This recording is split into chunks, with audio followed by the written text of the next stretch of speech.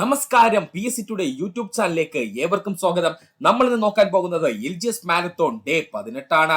LGS marathon എന്താണെന്ന് അറിയാൻ സുഹൃത്തുക്കൾക്ക് വേണ്ടി ജസ്റ്റ് ഒന്ന് പറഞ്ഞു തരാം. കേരള PSC, LDC, LGS മേഖലയിൽ നിന്നും 25 തവണയിൽ കൂടുതൽ ആവർത്തിച്ച ചോദ്യങ്ങൾ, അവ എങ്ങനെ പഠിക്കണമെന്നുള്ള കുറുക്കു വഴികളുമാണ് നമ്മളിവിടെ ചർച്ച ചെയ്യുന്നത്. ഇന്ന് നമ്മൾ നോക്കാൻ പോകുന്നത് ബയോളജി പാർട്ട് 2 ആണ്. അതിൽ തന്നെ മനുഷ്യ ശരീരത്തെ കുറിച്ചുള്ള പൊതു അറിവ് എന്നുള്ള മേഖലയിൽ നിന്നും മനുഷ്യ ശരീരത്തിലെ അവയവങ്ങളെ പറ്റിയാണ് നമ്മൾ ഇന്ന് നോക്കാൻ പോകുന്നത്. മനുഷ്യ ശരീരത്തിലെ അവയവങ്ങളിൽ നിന്നും ധാരാളം ചോദ്യങ്ങൾ PSC ചോദിക്കാറുണ്ട്. അവയിൽ ഭൂരിഭാഗം ചോദ്യങ്ങളും വന്നിരിക്കുന്നത് നമ്മുടെ SCERT ടെക്സ്റ്റ് ബുക്കിൽ നിന്നാണ്. അപ്പോൾ SCERT ടെക്സ്റ്റ് ബുക്കിനെ ബേസ് ചെയ്തുകൊണ്ട് കേരള PSC 2020 മുതൽ ഇതുവരെ ചോദിച്ചുള്ള എല്ലാ ചോദ്യങ്ങളും നമ്മൾ ഇൻക്ലൂഡ് ചെയ്തുകൊണ്ടാണ് ഇന്നത്തെ ക്ലാസ് സെറ്റ് ചെയ്തിരിക്കുന്നത്. ഇത് സുഹൃത്തുക്കൾക്ക് ഒരുപാട് ഉപകാരം ചെയ്യുന്ന ഒരു ക്ലാസ് ആണ്. മിസ് ചെയ്യരുത്. എല്ലാ സുഹൃത്തുക്കളും പൂർണ്ണമായും വീഡിയോ കാണാൻ ശ്രമിക്കുക. ഈ ചാനലിന്റെ വളർച്ച എന്ന് പറയുന്ന സുഹൃത്തുക്കളെ നിങ്ങളുടെ സബ്സ്ക്രിപ്ഷനും അതിനോടൊപ്പം തന്നെ നിങ്ങളുടെ സപ്പോർട്ടുമാണ്. ഒത്തിരി സുഹൃത്തുക്കൾ ഇപ്പോഴും സബ്സ്ക്രൈബ് ചെയ്യാതെ കാണുന്നുണ്ട്. ദയവ് ചെയ്ത് സബ്സ്ക്രൈബ് ചെയ്ത് ഈ ചാനൽ ഒന്ന് സപ്പോർട്ട് ചെയ്യുക, സഹായിക്കുക. അപ്പോൾ നമുക്ക് ക്ലാസ്സിലേക്ക് പോകാം. ഈ ഭാഗത്ത് പ്രധാനമായും നമ്മൾ നോക്കാൻ പോകുന്നത് മനുഷ്യ ശരീരത്തിലെ അവയവങ്ങളെ പറ്റിയാണ്. അതിൽ ഏറ്റവും കൂടുതൽ PSC ചോദിച്ചതാണ് മസ്തിഷ്കത്തിനെ പറ്റി അല്ലെങ്കിൽ തലച്ചോറിനെ പറ്റി. മസ്തിഷ്കത്തിന്റെ അല്ലെങ്കിൽ തലച്ചോറിന്റെ ശരാശരി ഭാരം 1400 ഗ്രാം. LD അതുപോലെ തന്നെ LGS ലെവൽ ചോദിച്ചിട്ടുള്ള ചോദ്യമാണ്. മസ്തിഷ്കത്തിന്റെ ശരാശരി ഭാരം എത്രയാണ്? 1400 ഗ്രാം. മസ്തിഷ്കത്തിന്റെ വളർച്ച പൂർത്തിയാകുന്ന പ്രായം ഏതാണ്? അല്ലെങ്കിൽ തലച്ചോറിന്റെ വളർച്ച പൂർത്തിയാകുന്ന പ്രായം ഏതാണ്? 8 വയസ്സ്. മസ്തിഷ്കത്തിന്റെ വളർച്ച പൂർത്തിയാകുന്ന പ്രായം ചോദിച്ചു കഴിഞ്ഞാല് 8 വയസ്സ്. മസ്തിഷ്കത്തെ കുറിച്ചുള്ള പഠനമാണ് ഫ്രീനോളജി. മറക്കരുതേ, ഫ്രീനോളജി. മസ്തിഷ്കത്തെ കുറിച്ചുള്ള പഠനമാണ് ഫ്രീനോളജി. മസ്തിഷ്കത്തെ പൊതിഞ്ഞു സംരക്ഷിക്കുന്ന 3 സ്തരപ്പാളികളുള്ള ആവരണം അറിയപ്പെടുന്ന പേരാണ് മെനിഞ്ചസ്. മസ്തിഷ്കത്തെ പൊതിഞ്ഞു സംരക്ഷിക്കുന്ന 3 സ്തരപ്പാളികളുള്ള ആവരണം അറിയപ്പെടുന്ന പേരാണ് മെനിഞ്ചസ്.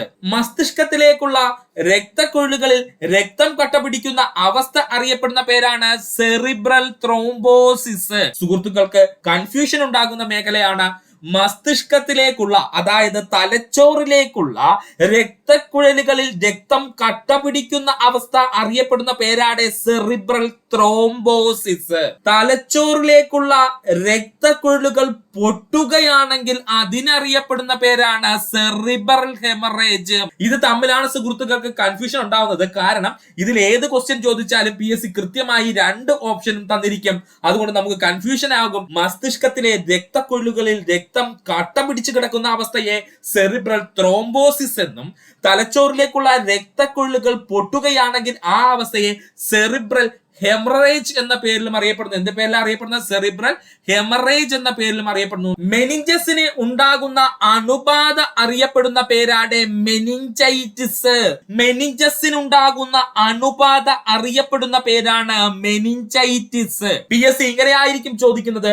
മെനിഞ്ചൈറ്റിസ് രോഗം ബാധിക്കുന്ന ശരീര അവയവം ഏതാണ്? ഉത്തരം ആരാണ്? നമ്മുടെ തലച്ചോറ് അല്ലെങ്കിൽ മസ്തിഷ്കം. ഇനി ഈ ഭാഗത്ത് നിന്ന് സുഹൃത്തുക്കളൊന്ന് ഓർത്ത് വെച്ചിരുന്നാൽ മതി.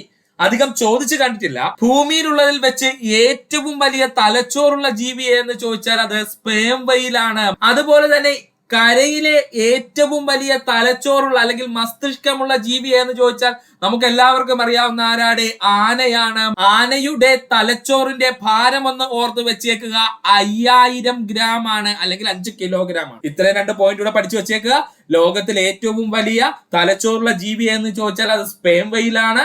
രണ്ടാമത്തെ പോയിന്റ്, കരയിലെ ഏറ്റവും വലിയ തലച്ചോറുള്ള ജീവി എന്ന് ചോദിച്ചാൽ അത് ആനയാണ്. ആനയുടെ തലച്ചോറിന്റെ ഭാരം 5000 ഗ്രാം ആണ്. അടുത്തതായി PSC ഏറ്റവും കൂടുതൽ ചോദിച്ചതാണ് തലച്ചോറിന്റെ ഭാഗമായിട്ടുള്ള സെറിബ്രത്തെ പറ്റി. ഐച്ഛിക പ്രവർത്തനങ്ങളെ നിയന്ത്രിക്കുന്ന തലച്ചോറിന്റെ ഭാഗമാണ് സെറിബ്രം. മസ്തിഷ്കത്തിലെ ഏറ്റവും വലിയ ഭാഗമായത് എന്ന് ചോദിച്ചാൽ സെറിബ്രം. അല്ലെങ്കിൽ തലച്ചോറിലെ ഏറ്റവും വലിയ ഭാഗം എന്ന് ചോദിച്ചാൽ ആരാണ്? അത് സെറിബ്രമാണ്. മറക്കരുത്. ഭാവന, ചിന്ത, സ്വബോധം, ഓർമ്മ, ബുദ്ധി. ഒന്നുകൂടെ പറയുവാണേ. ഭാവന, ചിന്ത, സ്വബോധം, ഓർമ്മ, ബുദ്ധി എന്നിവയുമായി ബന്ധപ്പെട്ടിരിക്കുന്ന തലച്ചോറിന്റെ ഭാഗമാണ് സെറിബ്രം. ഇവയിൽ ഓരോന്നും PSC എടുത്തെടുത്ത് ചോദിച്ചിട്ടുണ്ട്. ഇവയെല്ലാം ചേർത്ത് PSC ചോദിച്ചിട്ടുണ്ട്.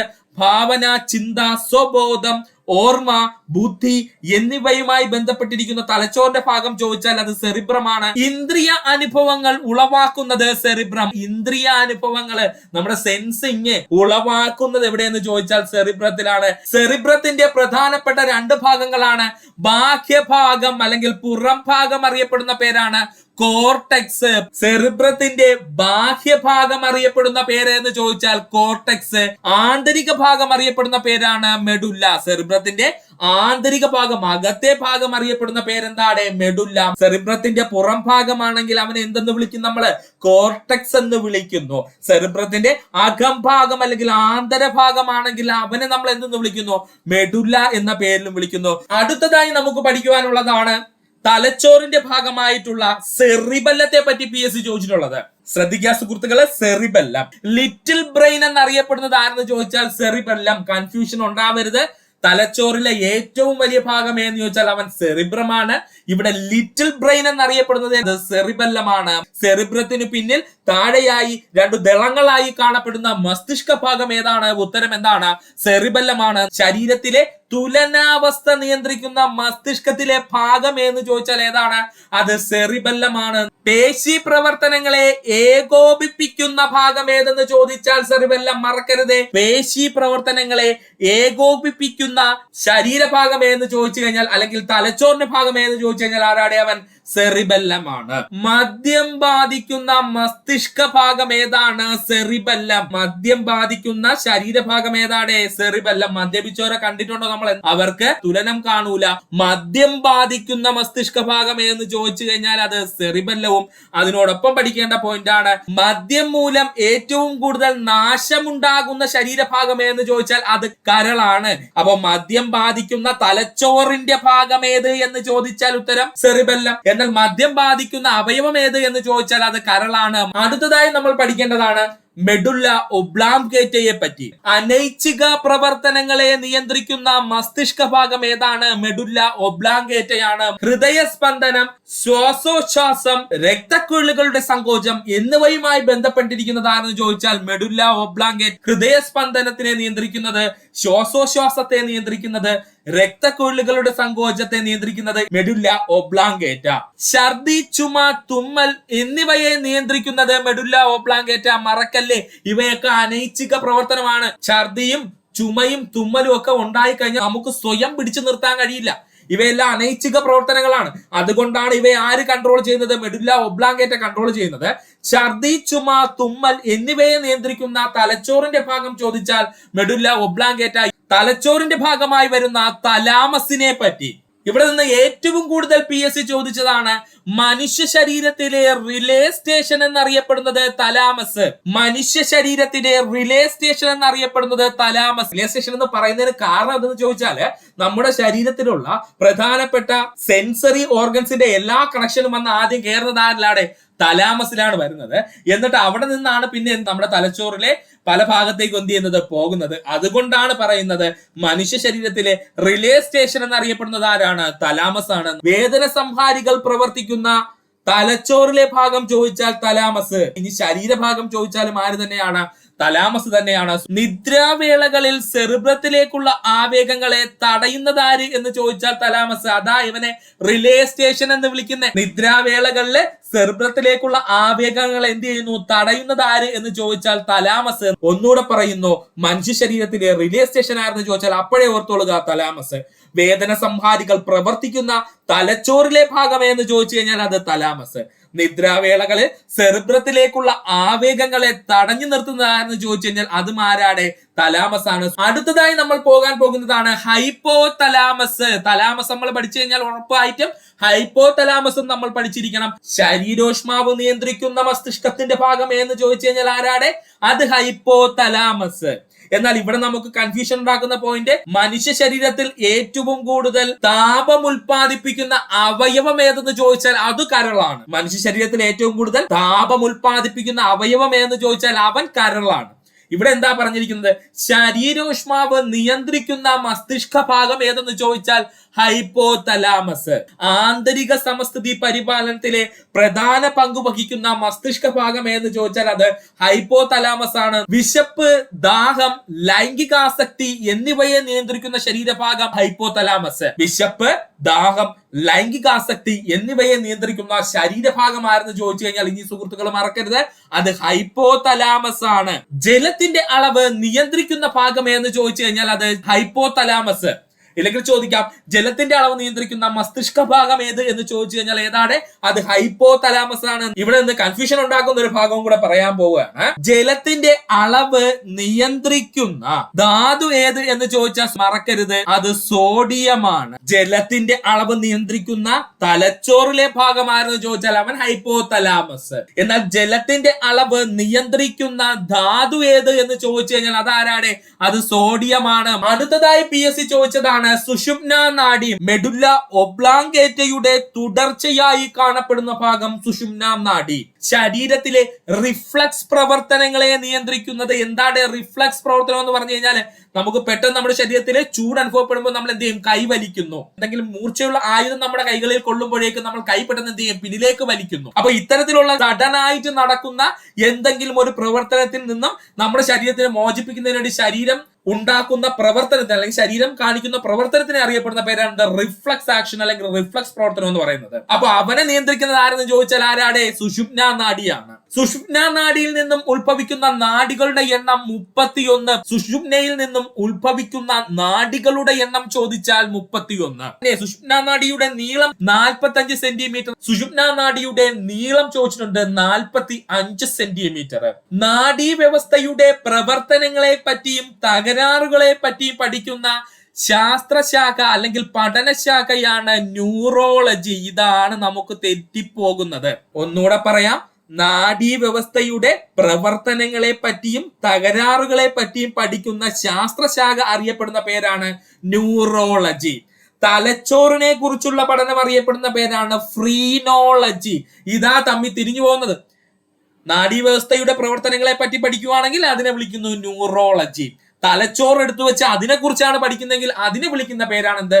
ഫ്രീനോളജി. സുഹൃത്തുക്കൾ മറക്കരുത്. മനുഷ്യ ശരീരത്തിലെ ഏറ്റവും നീളം കൂടിയ നാഡിയാണ് സയാറ്റിക് നാഡി. മറന്നു പോവരെന്താണ്? സയാറ്റിക് നാഡി. മനുഷ്യ ശരീരത്തിലെ ഏറ്റവും നീളം കൂടിയ നാഡി ഏതെന്ന് ചോദിച്ചാൽ അതാണ് സയാറ്റിക് നാഡി. ഏതാണ്? സയാറ്റിക് നാഡി. മനുഷ്യ ശരീരത്തിലെ ഏറ്റവും നീളം കൂടിയ ശിരോനാഡി ഏതാണ്? വാഗസ് നാഡി. മറക്കരുത്, വാഗസ് നാഡി. നാഡി വൈകല്യങ്ങൾ, നാഡി സംബന്ധമായിട്ടുള്ള രോഗങ്ങളെ പറ്റി അല്ലെങ്കിൽ വൈകല്യങ്ങളെ. തലച്ചോറിൽ തുടർച്ചയായി ക്രമരഹിതമായ വൈദ്യുത പ്രവാഹം ഉണ്ടാകുന്ന രോഗമാണ് അപസ്മാരം.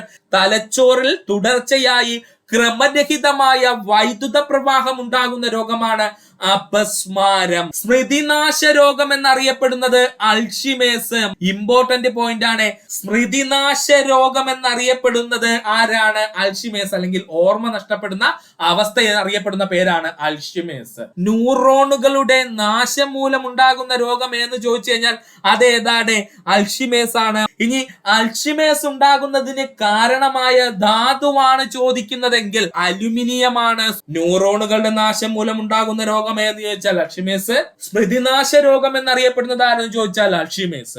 എന്നാൽ അൾഷിമേഴ്സ് ഉണ്ടാകുന്നതിന് കാരണമായ ധാതു ആര് എന്ന് ചോദിച്ചാൽ അത് അലുമിനിയമാണ്. അലുമിനിയത്തിന്റെ ആധിക്യം കൂടുതൽ മൂലം ഉണ്ടാകുന്ന രോഗവും ആര് തന്നെയാണ്? അൾഷിമേഴ്സ് ആണ്. തലച്ചോറിൽ ഡോപ്പമിന്റെ ഉൽപാദനം കുറയുന്നത് മൂലമുണ്ടാകുന്ന എന്താണ്? തലച്ചോറിൽ ഡോപ്പമിന്റെ ഉൽപാദനം കുറയുന്നത് മൂലമുണ്ടാകുന്ന രോഗമാണ് പാർക്കിൻസൺസ് ഡിസീസ്. തലച്ചോറിൽ ഡോപ്പമിന്റെ ഉൽപാദനം കുറയുന്നത് മൂലമുണ്ടാകുന്ന രോഗമാണ് പാർക്കിൻസൺ ഡിസീസ്. ഗാംഗ്ലിയോണുകളുടെ നാശം മൂലമുണ്ടാകുന്ന രോഗം പാർക്കിൻസൺ ഡിസീസ്. പക്ഷാഘാതത്തിനുള്ള കാരണം എന്തെന്ന് ചോദിച്ചാൽ അത് സെറിബ്രൽ ത്രോംബോസിസും അതുപോലെ സെറിബ്രൽ ഹെമറേജുമാണ്. മറക്കരുത്. പക്ഷാഘാതത്തിന് എന്ന് വെച്ചാൽ തളർച്ച, ഒരു സൈഡ് എന്താണ് തളർന്നു പോകുന്ന അവസ്ഥയാണ് എന്ന് പറയുന്നത് പക്ഷാഘാതം എന്ന് നമ്മൾ പറയുന്നത്. ഇതിനുണ്ടാകുന്നതിന് പ്രധാന കാരണം ചോദിച്ചാൽ ഒന്നിൽ എന്തായിരിക്കും? Cerebral thrombosis. നമ്മൾ ഓൾറെഡി പറഞ്ഞു എന്താണ് സെറിബ്രൽ ത്രോംബോസിസ് എന്ന് പറഞ്ഞു കഴിഞ്ഞാല് തലച്ചോറിലെ രക്തക്കുഴലുകളിൽ രക്തം കട്ടിപിടിക്കുന്ന അവസ്ഥ അറിയപ്പെടുന്ന പേരാണ് സെറിബ്രൽ ത്രോംബോസിസ്. എന്താണ് സെറിബ്രൽ ഹെമറേജ് എന്ന് നമ്മൾ പറഞ്ഞത്? തലച്ചോറിലെ രക്തക്കുഴലുകൾ പൊട്ടുന്ന അവസ്ഥ അറിയപ്പെടുന്ന പേരാണ് സെറിബ്രൽ ഹെമറേജ്.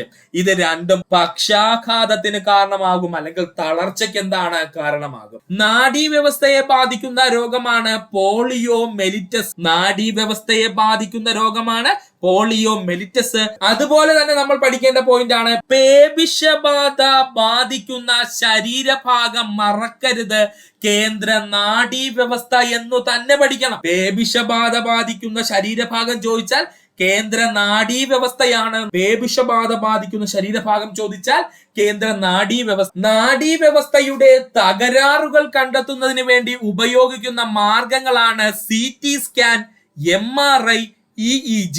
ഒന്നുകൂടി പറയാം, നാഡീവ്യവസ്ഥയുടെ തകരാറുകൾ കണ്ടെത്തുന്നതിന് വേണ്ടി ഉപയോഗിക്കുന്ന മാർഗങ്ങളാണ് CT scan, MRI, EEG.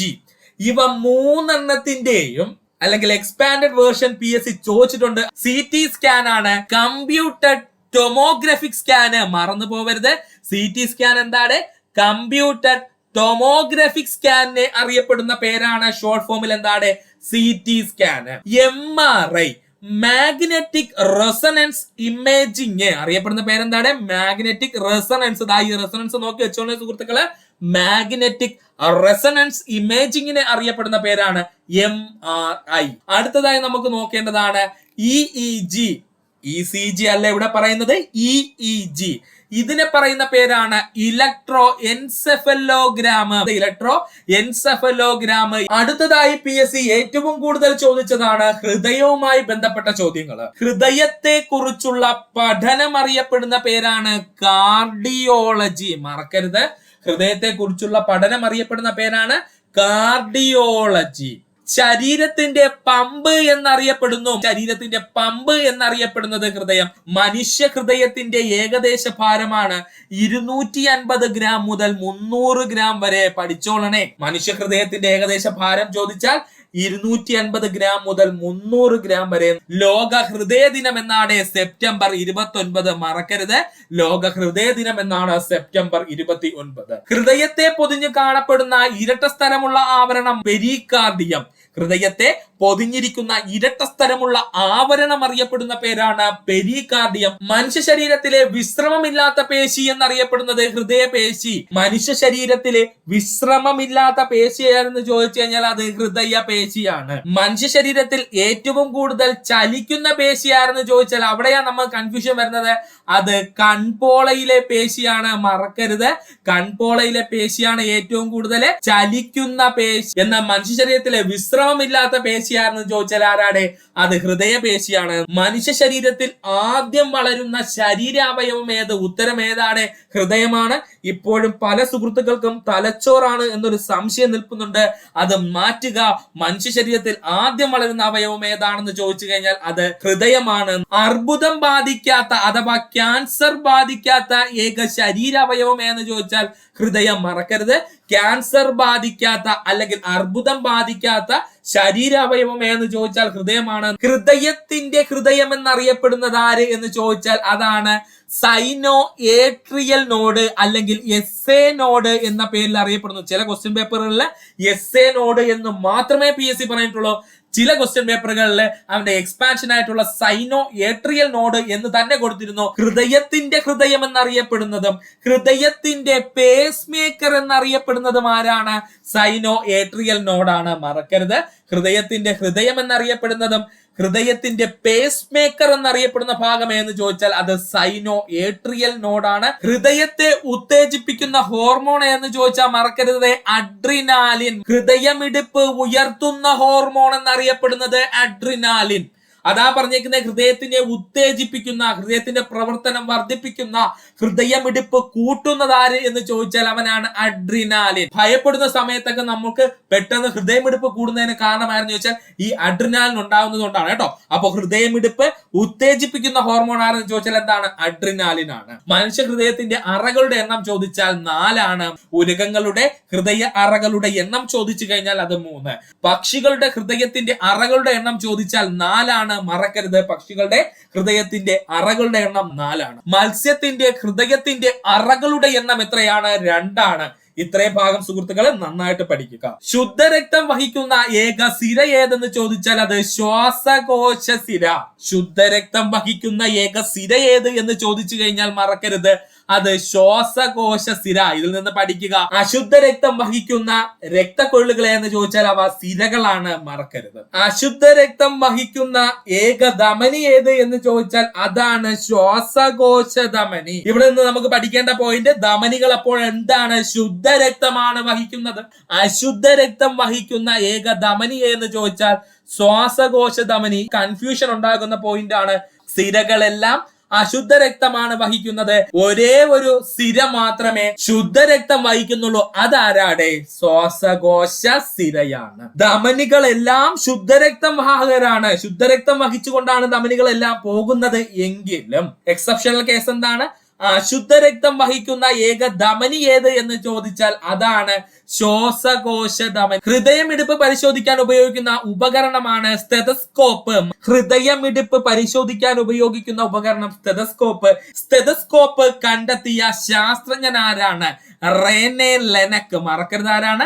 Rene ലെനക്ക് ആണ്. സ്റ്റെതസ്കോപ്പ് കണ്ടെത്തിയ ശാസ്ത്രജ്ഞൻ ആര് എന്ന് ചോദിച്ചാൽ അത് റെനെ ലെനക്കാണ്. മനുഷ്യ ശരീരത്തിന്റെ സാധാരണ ഹൃദയസ്പന്ദന നിരക്ക് 72. മറക്കരുത്, 72. ഗർഭസ്ഥ ശിശുവിന്റെ ഹൃദയമിടിപ്പ് എത്രയാണ്? 200. ഗർഭസ്ഥ ശിശുവിന്റെ ഹൃദയമിടിപ്പ് എത്രയെന്ന് ചോദിച്ചാൽ മിനിറ്റിൽ 200 തവണ. അതുപോലെ തന്നെ പണ്ട് PSC ഏറ്റവും കൂടുതൽ ചോദിച്ചിരുന്ന ചോദ്യമായിരുന്നു ആനയുടെ ഹൃദയമിടിപ്പ് എത്രയാണ്? 25. മറക്കരുത്, ആനയുടെ ഹൃദയമിടിപ്പ് എത്രയാണ് എന്ന് ചോദിച്ചിരുന്നു, 25. മനുഷ്യന്റെ രക്തസമ്മർദ്ദം അളക്കാൻ ഉപയോഗിക്കുന്ന ഉപകരണം ഏതാണ്? സിഗ്മോമാനോമീറ്റർ. ഓരോ തവണയും ഹൃദയം സ്പന്ദിക്കുമ്പോൾ പമ്പ് ചെയ്യുന്ന അധിക രക്തം ധമനികളിൽ ഏർപ്പെടുത്തുന്ന മർദ്ദമാണ് സിസ്റ്റോളിക് പ്രഷർ. ഇങ്ങനെ തന്നെ പഠിച്ചോളണേ. PSC ഇങ്ങനെ തന്നെ ചോദിച്ചിട്ടുണ്ട്. ഹൃദയം ഓരോ തവണ സ്പന്ദിക്കുമ്പോഴും പമ്പ് ചെയ്യുന്ന അധിക രക്തം ധമനികളിൽ ഏൽപ്പിക്കുന്ന മർദ്ദത്തെ അറിയപ്പെടുന്ന പേരാണ് സിസ്റ്റോളിക് പ്രഷർ. എന്ത് പേരിലാണ് അറിയപ്പെടുന്നത്? Systolic pressure. മനുഷ്യന്റെ സാധാരണ സിസ്റ്റോളിക് പ്രഷർ എത്രയെന്ന് ചോദിച്ചാൽ 120. ഓരോ തവണയും ഹൃദയം സ്പന്ദിക്കുമ്പോൾ പമ്പ് ചെയ്യുന്ന അധിക രക്തം ധമനികളിൽ ഏർപ്പെടുത്തുന്ന മർദ്ദം അറിയപ്പെടുന്ന പേരാണ് systolic pressure. 120 millimetre of HG ആണ് എന്ന് എന്ത് ചെയ്യുക? ഓർത്തു വെച്ചിരിക്കുക. ഹൃദയം പൂർണ്ണമായും വികസിക്കുമ്പോൾ അല്ലെങ്കിൽ ഹൃദയം വിശ്രമിക്കുമ്പോൾ എന്ന് പറയാം. ഹൃദയം പൂർണ്ണമായും വികസിക്കുമ്പോൾ ധമനികളിൽ അനുഭവപ്പെടുന്ന കുറഞ്ഞ മർദ്ദം അറിയപ്പെടുന്ന പേരാണ് ഡയസ്റ്റോളിക് പ്രഷർ. മനുഷ്യന്റെ ഡയസ്റ്റോളിക് പ്രഷർ അപ്പൊ എത്രയായിരിക്കും? 80 mm/Hg ആണ്. മറക്കരുത്, 80 mm/Hg. ഹൃദയം പൂർണ്ണമായും വികസിക്കുമ്പോൾ ധമനികളിൽ അനുഭവപ്പെടുന്ന കുറഞ്ഞ മർദ്ദം ഡയസ്റ്റോളിക് പ്രഷർ. മറക്കരുത്, അത് എത്രയാണ്? 80 mm/Hg. നിശബ്ദ കൊലയാളി എന്ന പേരിൽ അറിയപ്പെടുന്ന രോഗം ഏതെന്ന് ചോദിച്ചാൽ അമിത രക്തസമ്മർദ്ദം. മറക്കരുത്, നിശബ്ദ കൊലയാളി എന്ന പേരിൽ അറിയപ്പെടുന്ന രോഗം ഏതെന്ന് ചോദിച്ചാൽ അമിത രക്തസമ്മർദ്ദം. രക്തസമ്മർദ്ദം സാധാരണഗതിയേക്കാൾ ഉയരുന്ന അവസ്ഥ അറിയപ്പെടുന്ന പേരാണ് ഹൈപ്പർ ടെൻഷൻ. രക്തസമ്മർദ്ദം സാധാരണഗതിയേക്കാൾ ഉയരുന്ന അവസ്ഥ അറിയപ്പെടുന്ന പേരാണ് ഹൈപ്പർ ടെൻഷൻ. പവറിൽ എന്ത് ചെയ്യും? ഹൃദയം ഇടിക്കും. ഹൈ പവറിൽ ഹൃദയം ഇടിക്കുമ്പോൾ ഉണ്ടാകുന്ന ടെൻഷനാണ് ഹൈപ്പർ ടെൻഷൻ. മറക്കരുതേ. രക്തസമ്മർദ്ദം സാധാരണഗതിയേക്കാൾ താഴുന്ന അവസ്ഥ അറിയപ്പെടുന്ന പേരാണ് ഹൈപ്പോ ടെൻഷൻ. രക്തസമ്മർദ്ദം സാധാരണഗതിയേക്കാൾ താഴുന്ന അവസ്ഥയാണ് ഹൈപ്പോ ടെൻഷൻ. രക്തസമ്മർദ്ദം സാധാരണഗതിയേക്കാൾ ഉയരുന്ന അവസ്ഥ അറിയപ്പെടുന്ന പേരാണ് ഹൈപ്പർ ടെൻഷൻ. ഹൃദയത്തിന്റെ പ്രവർത്തനം മനസ്സിലാക്കാൻ ഉപയോഗിക്കുന്ന ഉപകരണമാണ് നേരത്തെ പറഞ്ഞ സാധനമല്ല, ഇത് ECG. നേരത്തെ പറഞ്ഞത് EEG, അത് ഇലക്ട്രോ എൻസെഫലോഗ്രാം.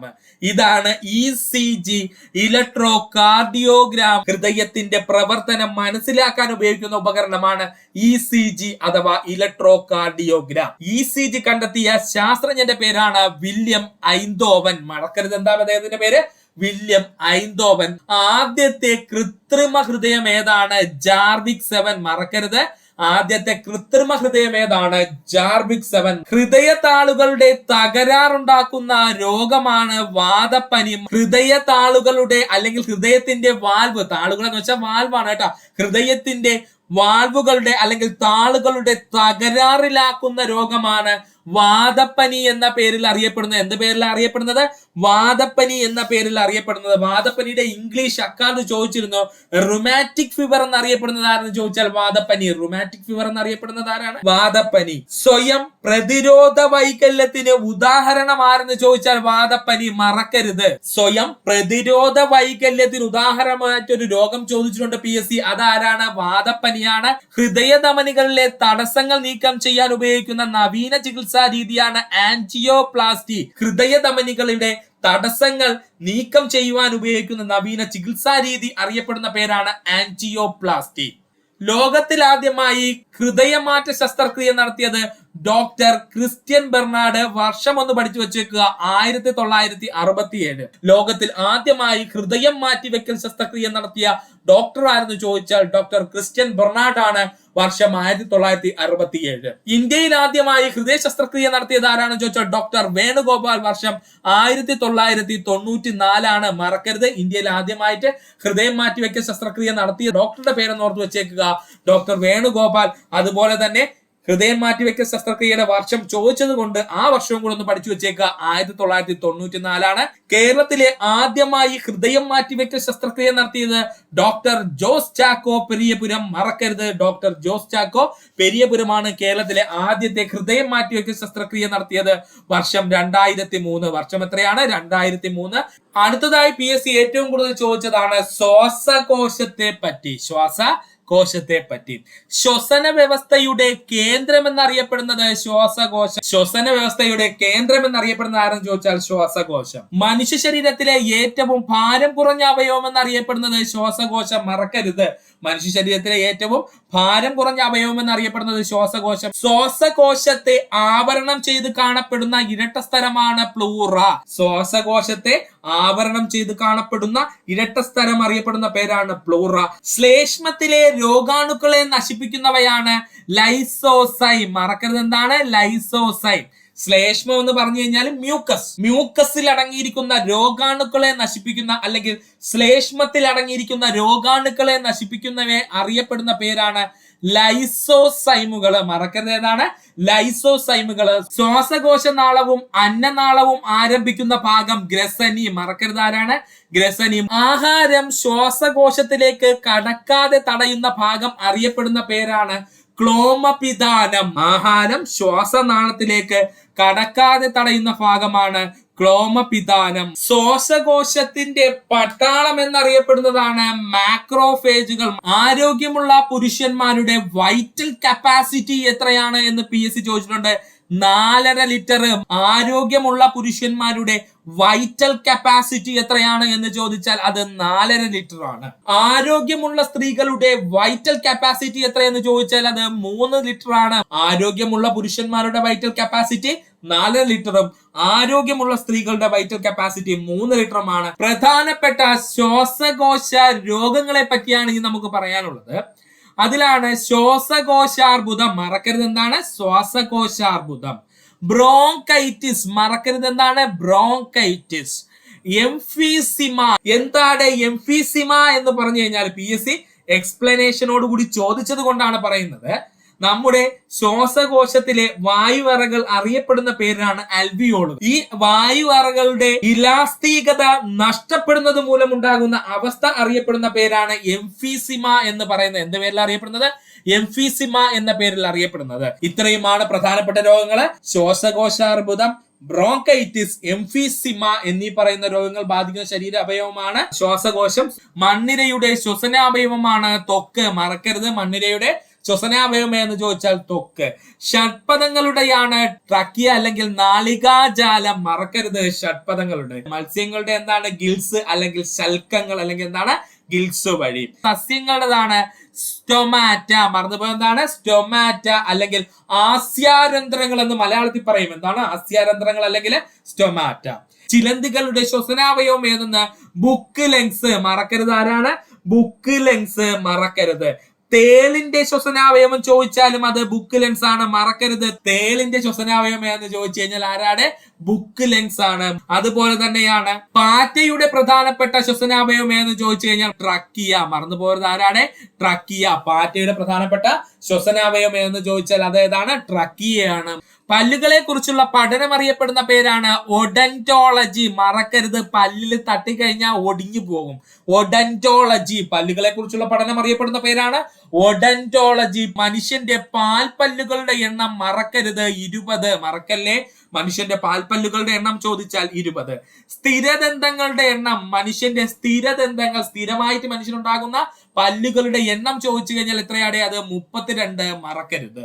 ആഹാര വസ്തുക്കൾ കടിച്ചു മുറിക്കാൻ സഹായിക്കുന്ന പല്ല് ഏതാണ്? ഉളിപ്പല്ല്. ആഹാര വസ്തുക്കൾ കടിച്ചു മുറിക്കുവാൻ സഹായിക്കുന്ന പല്ലുകൾ ഏതെന്ന് ചോദിച്ചു കഴിഞ്ഞാൽ അത് ഉളിപ്പല്ലുകളാണ്. മനുഷ്യരിൽ എത്ര തരം പല്ലുകളാണ് ഉള്ളത്? 4 തരം പല്ലുകളാണ് ഉള്ളത്. ഏതൊക്കെയാണ് അത്? ഉളിപ്പല്ല്, കൊമ്പല്ല്, അഗ്രചവർണകം, ചവർണകം. ഇങ്ങനെ 4 തരം പല്ലുകളാണ് മനുഷ്യനുള്ളത്. ആഹാര വസ്തുക്കൾ കടിച്ചു കീറാൻ സഹായിക്കുന്നത് കൊമ്പല്ലേ. ഇതാ നമുക്ക് തെറ്റുന്നത്. ആഹാര വസ്തുക്കളെ കടിച്ചു മുറിക്കുവാനാണ് ഉളിപ്പല്ല് ഉപയോഗിക്കുന്നത്. നമ്മുടെ ഫ്രണ്ടിലുള്ള പല്ല് ഉളിപ്പല്ല് ഉപയോഗിക്കുന്നത്. ഉളിപ്പല്ലുകളുടെ എണ്ണം എത്രയാണ്? ഉളിപ്പല്ലുകളുടെ എണ്ണം 8 എണ്ണമാണ് കേട്ടോ, മറക്കരുത്. ഉളിപ്പല്ലുകളുടെ എണ്ണം ചോദിച്ചാൽ 8 എണ്ണമാണ്. ഉളി പോലെ ഇരിക്കും, മുറിക്കാൻ, കടിച്ചു മുറിക്കാൻ സഹായിക്കുന്ന ഉളിപ്പല്ലുകളുടെ എണ്ണം എത്രയാണ്? 8 എണ്ണം. അതുപോലെ തന്നെയാണ് ആഹാര വസ്തുക്കളെ കടിച്ചു കീറാൻ അല്ലെങ്കിൽ മാംസഭക്ഷണം കടിച്ചു കീറുന്നതിന് വേണ്ടി സഹായിക്കുന്ന പല്ലുകൾ ഏതെന്ന് ചോദിച്ചു കഴിഞ്ഞാൽ ഏതാണ്? കൊമ്പല്ലാണ്. മറക്കരുത്. കൊമ്പല്ലിന്റെ എണ്ണം എത്രയെന്ന് ചോദിച്ചാൽ എത്ര കൊമ്പലുണ്ട്? നമുക്ക് 4 കൊമ്പല്ലുകൾ. മനുഷ്യന് എത്ര കൊമ്പല്ലുകൾ ഉണ്ടെന്ന് ചോദിച്ചു കഴിഞ്ഞാൽ 4 കൊമ്പല്ലുകൾ. ആഹാര വസ്തുക്കൾ ചവച്ചരയ്ക്കാൻ സഹായിക്കുന്നതാണ് അഗ്രചവർണകവും ചവർണകവും. ആഹാര സാധനങ്ങളെ ചവച്ചരയ്ക്കാൻ സഹായിക്കുന്ന പല്ലിന്റെ ഭാഗമാണ് അഗ്രചവർണകവും ചവർണകവും. ചവർണകത്തിന്റെ എണ്ണം എത്രയെന്ന് ചോദിച്ചു കഴിഞ്ഞാൽ 12 എണ്ണം. ചവർണകം എത്രയാണ്? 12 എണ്ണവും. അഗ്രചവർണകം എത്രയെന്ന് ചോദിച്ചു കഴിഞ്ഞാൽ അത് 8 എണ്ണവുമാണ്. മനുഷ്യന്റെ പല്ലുകളിൽ അഗ്രചവർണങ്ങളുടെ എണ്ണം ചോദിച്ചാൽ അഗ്രചവർണകം 8 എണ്ണവും. ചവർണകം എത്രയാണ്? 12 എണ്ണവും. അതുപോലെ കൊമ്പല്ലുകളുടെ എണ്ണം ചോദിച്ചാൽ 4. ഉളിപ്പല്ലുകളുടെ എണ്ണം ചോദിച്ചാൽ 8 എണ്ണം. കഴിഞ്ഞല്ലോ. ഇനി PSC ഇവിടെ നിന്നും ഈ വർഷം ചോദിച്ച ചോദ്യമാണ് മനുഷ്യന്റെ ദന്തൽ ഫോർമുല എന്താണ് എന്നുള്ളത്. മനുഷ്യന്റെ ദന്തൽ ഫോർമുല എന്താണെന്നുള്ളത് മറക്കരുത്. 21, 23 ബാർ 21, 23. ഇതാണ് മനുഷ്യന്റെ ദന്തൽ ഫോർമുല എന്ന് പറഞ്ഞു കഴിഞ്ഞാൽ 21, 23 ബാർ 21, 23 ആണ് മനുഷ്യന്റെ ഡെന്റൽ ഫോർമുല എന്ന് പറയുന്നത്. പഠിച്ചു വെച്ചോളാം. PSC ട്രെൻഡ് ആയിട്ട് ഇപ്പൊ വന്നുകൊണ്ടിരിക്കുന്ന ക്വസ്റ്റ്യൻ ആണ്. മോണയിലെ കുഴികളിൽ പല്ലിനെ ഉറപ്പിച്ചു നിർത്തുന്ന കാൽസ്യം അടങ്ങിയ യോജക കല അറിയപ്പെടുന്ന പേരാണ് സിമന്റ്. മോണയിലെ കുഴികളിൽ പല്ലിനെ ഉറപ്പിച്ചു നിർത്തുന്ന കാൽസ്യം അടങ്ങിയ യോജക കലകൾ അറിയപ്പെടുന്ന പേരാണ് സിമന്റ്. പല്ലുകൾ നിർമ്മിച്ചിരിക്കുന്ന ജീവനുള്ള കലയാണ് ഡെൻഡൈൻ. മറന്നു പോകരുത്, എന്താണ് ഡെൻഡൈൻ? പല്ലുകൾ നിർമ്മിച്ചിരിക്കുന്ന ജീവനുള്ള കലകൾ അറിയപ്പെടുന്ന പേരാണ് എന്ത്? ഡെൻഡൈൻ എന്നുള്ളത്. മനുഷ്യ ശരീരത്തിൽ ഏറ്റവും കടുപ്പമേറിയ ഭാഗം എന്ന് ചോദിച്ചു കഴിഞ്ഞാൽ അത് ഇനാമലാണ്. പല്ലിൽ കാണപ്പെടുന്ന നിർജീവ ഭാഗം എന്ന് ചോദിച്ചാലും ആരാടെ? ഇനാമലാണ്. മനുഷ്യ ശരീരത്തിലെ ഏറ്റവും കടുപ്പമേറിയ ഭാഗം ഇനാമലാണ്. പല്ലിൽ കാണപ്പെടുന്ന നിർജീവ ഭാഗം എന്ന് ചോദിച്ചാലും അത് ഇനാമലാണ്. പല്ലുകൾ നിർമ്മിച്ചിരിക്കുന്ന പ്രധാനപ്പെട്ട ഘടകങ്ങളാണ് കാൽസ്യം ഫോസ്ഫേറ്റ്. പല്ല് നിർമ്മിച്ചിരിക്കുന്ന പ്രധാന ഘടകം എന്ന് ചോദിച്ചാൽ കാൽസ്യം ഫോസ്ഫേറ്റ്. പല്ലുകൾ കേടുവരുന്നതിന് കാരണമായ ആസിഡ് ഏതാണ്? Lactic acid. ഇനി മറന്നു പോവല്ലേ. പല്ലുകൾ കേടുവരുന്നതിന് കാരണമായ ആസിഡ് എന്ന് ചോദിച്ചു കഴിഞ്ഞാൽ ലാക്റ്റിക് ആസിഡ് ആണ്. മറക്കരുത്, ആരാണ്? ലാക്റ്റിക് ആസിഡ് ആണ്. പല്ലിന്റെ പോടടയ്ക്കാൻ ഉപയോഗിക്കുന്ന അടയ്ക്കാൻ ഉപയോഗിക്കുന്ന രാസവസ്തുവാണ് ഡെന്റൽ അമാൽഗം. മറക്കരുത്, ആരാടെ? Dental amalgam. അടുത്തതായി നമ്മൾ പോകാൻ പോകുന്നതാണ് കരളിനെ പറ്റി. മനുഷ്യ ശരീരത്തിലെ ഏറ്റവും വലിയ ആന്തരിക അവയവം എന്ന് ചോദിച്ചാൽ കരളാണ്. മനുഷ്യ ശരീരത്തിലെ ഏറ്റവും വലിയ ആന്തരിക അവയവം എന്ന് ചോദിച്ചാൽ എന്താണത്? കരളാണ്. എന്നാൽ മനുഷ്യ ശരീരത്തിലെ ഏറ്റവും വലിയ അവയവം എന്ന് ചോദിച്ചാൽ അത് ആരാടെ? അത് ത്വക്കാണ്. മറക്കരുത്, മനുഷ്യ ശരീരത്തിലെ ഏറ്റവും വലിയ അവയവം എന്ന് ചോദിച്ചു കഴിഞ്ഞാൽ അത് ത്വക്കാണ്. എന്നാൽ മനുഷ്യ ശരീരത്തിലെ ഏറ്റവും വലിയ ആന്തരിക അകത്തിരിക്കുന്ന അവയവം എന്ന് ചോദിച്ചാൽ ആരാടെ? അത് കരളാണ്. മനുഷ്യ ശരീരത്തിലെ രാസ പരീക്ഷണശാല എന്നറിയപ്പെടുന്നത് കരളാണ്. കരളിനെ കുറിച്ചുള്ള പഠനം അറിയപ്പെടുന്ന പേരാണ് ഹെപ്പറ്റോളജി. കരളിനെ കുറിച്ചുള്ള പഠനം അറിയപ്പെടുന്ന പേരാണ് ഹെപ്പറ്റോളജി. ഏറ്റവും കൂടുതൽ ചൂട് ഉൽപ്പാദിപ്പിക്കുന്ന അവയവം, പരീക്ഷണശാലയായതുകൊണ്ട് ചൂട് എന്തായിരിക്കും? കൂടുതലായിരിക്കും. ഏറ്റവും കൂടുതൽ ചൂട് ഉൽപ്പാദിപ്പിക്കുന്ന അവയവം എന്ന് ചോദിച്ചാൽ കരളാണ്. മനുഷ്യ ശരീരത്തിലെ രാസ പരീക്ഷണശാലയായതുകൊണ്ട് തന്നെ കരളിൽ ചൂട് കൂടുതലായിരിക്കും. അതുകൊണ്ട് മനുഷ്യ ശരീരത്തിൽ ഏറ്റവും കൂടുതൽ ചൂട് ഉത്പാദിപ്പിക്കുന്ന അവയവം ചോദിച്ചാൽ ആരാണ്? കരളാണ്. ബീറ്റ കരോട്ടിൻ വൈറ്റമിൻ എ ആക്കി മാറ്റപ്പെടുന്ന അവയവം മറന്നു പോവരുത്. ഏത് അവയവത്തിൽ വെച്ചാണ് ബീറ്റ കരോട്ടിൻ വൈറ്റമിൻ എ ആക്കി മാറ്റപ്പെടുന്നത് എന്ന് ചോദിച്ചിട്ടുണ്ട്. കരളിൽ. ബീറ്റ കരോട്ടിൻ വൈറ്റമിൻ എ ആക്കി മാറ്റുന്ന അവയവം എന്ന് ചോദിച്ചു കഴിഞ്ഞാൽ ആരാടെ? കരളാണ്. മനുഷ്യ ശരീരത്തിൽ രക്തം കട്ട പിടിക്കുന്നതിന് ആവശ്യമായ പ്രോട്ടീനുകൾ നിർമ്മിക്കുന്നത് ആരാണ്? കരളാണ്. മനുഷ്യ ശരീരത്തിൽ രക്തം കട്ട പിടിക്കുന്നതിന് ആവശ്യമായ പ്രോട്ടീൻ നിർമ്മിക്കുന്ന അവയവം ചോദിച്ചു കഴിഞ്ഞാല് കരളാണ്. മനുഷ്യ ശരീരത്തിലെ ഏറ്റവും വലിയ ഗ്രന്ഥി ആരാണ്? കരളാണ്. മറക്കരുത്, മനുഷ്യ ശരീരത്തിലെ ഏറ്റവും വലിയ ഗ്രന്ഥി ആരെന്ന് ചോദിച്ചു കഴിഞ്ഞാൽ ആരാണ്? അത് കരളാണ്. പുനർജീവന ശക്തിയുള്ള മനുഷ്യ ശരീരത്തിലെ ഏക അവയവം എന്ന് ചോദിച്ചാൽ അത് കരളാണ്. പുനർജീവന ശക്തി നശിച്ചുപോയ പിന്നെയും വരും, ഒരു പരിധി വരെ വളർന്നു വരാനുള്ള ശക്തി ആർക്കുണ്ട്? കരളിനുണ്ട്. അതുകൊണ്ടാണ് പുനർജീവന ശക്തിയുള്ള മനുഷ്യരീരത്തിലെ ഏക അവയവം എന്ന് ചോദിച്ചാൽ നമ്മൾ പറയും കരളാണ്. വിഷവസ്തുക്കളെ നിർവീര്യമാക്കുന്നത് കരളാണ്. വിഷവസ്തുക്കളെ നിർവീര്യമാക്കുന്ന ശരീര അവയവം ഏതാണെന്ന് ചോദിച്ചാൽ അത് കരളാണ്. ഏറ്റവും കൂടുതൽ അമോണിയ ഉൽപ്പാദിപ്പിക്കുന്ന അവയവം ചോദിച്ചാൽ കരളാണ്. ഏറ്റവും കൂടുതൽ അമോണിയ ഉൽപ്പാദിപ്പിക്കുന്ന അവയവം ചോദിച്ചാൽ കരളാണ്. ഏറ്റവും കൂടുതൽ അമോണിയ ഉൽപ്പാദിപ്പിക്കുന്ന അവയവം ചോദിച്ചാൽ കരളാണ്. ഇരുമ്പ് സംഭരിക്കപ്പെടുന്ന അവയവം ചോദിച്ചാൽ കരളാണ്. ഇരുമ്പ് സംഭരിക്കപ്പെടുന്ന അവയവം എന്ന് ചോദിച്ചു കഴിഞ്ഞാൽ അത് കരളാണ്. കരളിന്റെ പ്രവർത്തനങ്ങൾക്ക് ആവശ്യമായ വൈറ്റമിൻ ആണ് വൈറ്റമിൻ കെ. മറക്കരുത്, കരളിന്റെ പ്രവർത്തനത്തിന് ആവശ്യമായ വൈറ്റമിൻ എന്ന് ചോദിച്ചാൽ വൈറ്റമിൻ കെ. കരളിൽ സംഭരിക്കുന്ന വൈറ്റമിൻ എന്ന് ചോദിച്ചാൽ അത് ഏതാണ്? വൈറ്റമിൻ എ ആണ്. മറക്കരുത്, വൈറ്റമിൻ എ ആണ്. കരളിൽ സംഭരിക്കുന്ന വൈറ്റമിൻ എന്നറിയപ്പെടുന്നത് വൈറ്റമിൻ എ ആണ്. എന്നാൽ കരളിന്റെ പ്രവർത്തനങ്ങൾക്ക് ആവശ്യമായ വൈറ്റമിൻ എന്നറിയപ്പെടുന്ന ആരാണ്? അത് വൈറ്റമിൻ കെ ആണ്. അമിത മദ്യപാനം മൂലം കരളിനുണ്ടാകുന്ന രോഗമാണ് സിറോസിസ്. അമിത മദ്യപാനം മൂലം കരളിനുണ്ടാകുന്ന രോഗം അറിയപ്പെടുന്ന പേരാണ് സിറോസിസ്. ഏറ്റവും മാരകമായ വൈറൽ ഹെപ്പറ്റൈറ്റിസ് എന്ന് ചോദിച്ചാൽ ഹെപ്പറ്റൈറ്റിസ് ബി ആണ്. ഏറ്റവും മാരകമായ വൈറൽ ഹെപ്പറ്റൈറ്റിസ് എന്ന് ചോദിച്ചാൽ അത് ഹെപ്പറ്റൈറ്റിസ് ബി ആണ്. അടുത്തതായി നമുക്ക് പഠിക്കേണ്ടതാണ് വൃക്കകളെ പറ്റി. മനുഷ്യ ശരീരത്തിലെ വിസർജനാവയവം എന്നറിയപ്പെടുന്നത് മനുഷ്യ ശരീരത്തിലെ വിസർജനാവയവം എന്നറിയപ്പെടുന്നത് ആരാണ്? വൃക്കയാണ്. മനുഷ്യ ശരീരത്തിലെ അരിപ്പ എന്നറിയപ്പെടുന്നത് ആരാണ്? വൃക്കകളാണ്.